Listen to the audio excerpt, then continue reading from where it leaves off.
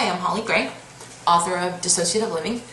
When I was diagnosed with dissociative identity disorder 6 years ago, one of the biggest obstacles to healing for me was what I call the Sybil myth, the collection of misconceptions and outright falsehoods that make up the average person's understanding of DID.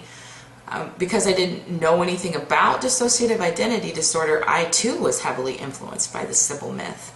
And in short, what it asserts is that individuals with DID are broken, terribly wounded people with pasts so perversely dark that their futures are doomed to remain the same, erratic, and so frighteningly dramatic that anyone can see how excessively crazy they are, violent. I know I have to have seen a media portrayal of a nonviolent multiple, but I can't think of an example. They're rare. And the other side of this Sybil myth coin is that people are just creating their multiplicity as an excuse for bad behavior or to get attention. Now imagine that this is what the average person believes about something you've just been diagnosed with. This is what they believe about you. Would you feel shame? I certainly did.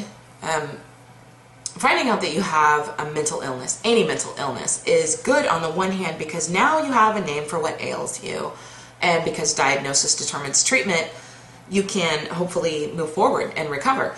However, when you consider the stigma that surrounds mental illness in general, it becomes clear that there's another more painful side to discovering that you have a diagnosable mental health condition.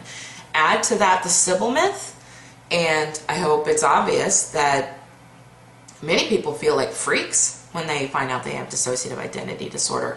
They're aware of what most people believe about DID.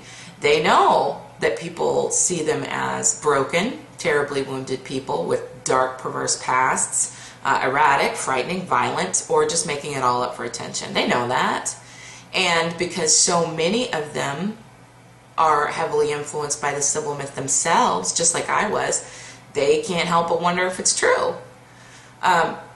With all of that in mind, I think it's safe to say that it'd be hard not to feel ashamed, at least initially, of DID. I felt like I was covered in it. I felt like it just radiated off of my skin for a while. But I'm also living proof that shame doesn't have to last. I feel shame, just like anybody else, from time to time.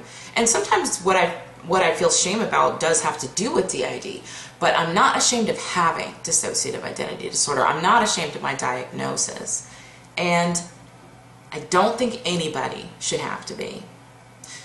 Thanks for watching, and I hope I see you online.